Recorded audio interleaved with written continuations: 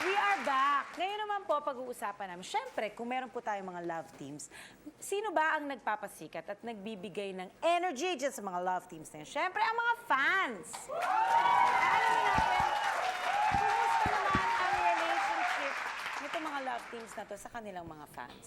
O sige nga, how close are you with your fans? Meron ba kayong mga fan club? Ayan o, solid. Crush ng bayan. Ito si Maybelline, si Ding Kasi Dong. kami, like ako, kumbaga I treat them as friends. Kumbaga, meron kami mga events, may mga Christmas party, birthday celebration, kumbaga anniversary. Tapos nagse-celebrate kami sabay, sama-sama.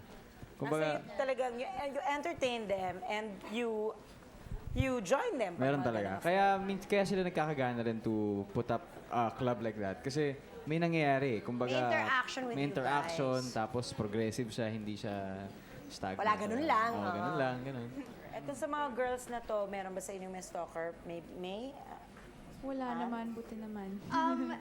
Actually, wala pa naman yung sobrang nagfa-follow wherever I go or anything. But mostly phone calls na nagsasabi na parang, minsan they tell me, oy, alam mo kung saan ka nakatira, if you don't text with me, pupuntahan kita dyan. Ganyan, yung mga ganun lang. Pero never talaga nagsabi na they know where I live or anything. Kakatakot pala Na ngayon. pina-follow ako. No pa naman po ng ganun.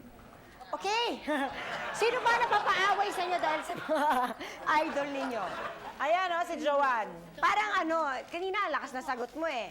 Sabi mo sa akin, napapaaway ka talaga, pero ngayon, nagtatago ka sa likod ng banan ni Ding Dong. Lumabas ka! Dali! Ipakita mo ang mukha mo! Oh, YouTube! Halika na, dali. Kwento mo sa akin. Ngayon ka pa nahiya? Patapos ka nagsisigaw ng Ding Dong? Bakit ka nagtatago? May police record ka ba sa pakikipag-away mo dahil kay Dindo? Meron ka bang mga nakaaway na ibang mga fans? Marami? Sino? At saka bakit? Paano nangyayari yun? Kasi po, pinipintasan ni idol namin. Ayaw namin ganun. So, anong ginagawa niyo? Nagsisabi ko, ay, nako si Ding Dong! Siyempre, Ganyan. ba't pinipintasan yung idol ko? Siyempre, mabait yan. As in, nasa kanya na lahat talaga yung pinaka hinahanap ng mga lahat. Perfect ka pala, Ding Dong! Perfect ka!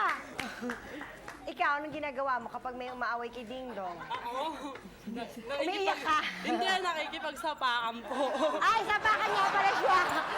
Paano kay Maybelline? Paano pag may naano kay Maybelline? Kay Maybelline po, walang problema kasi mabait siya. Mabait din kami sa kanya.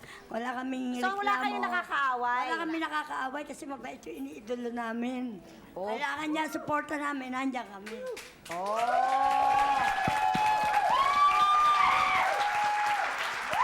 Kay Chubby naman, sino ba yung taas niya na? Ang taas, laki-laki ng banner niyo dyan. Daming picture ni Chubby eh. Meron na ba kayo nakaaway na ibang fans? So far, behave.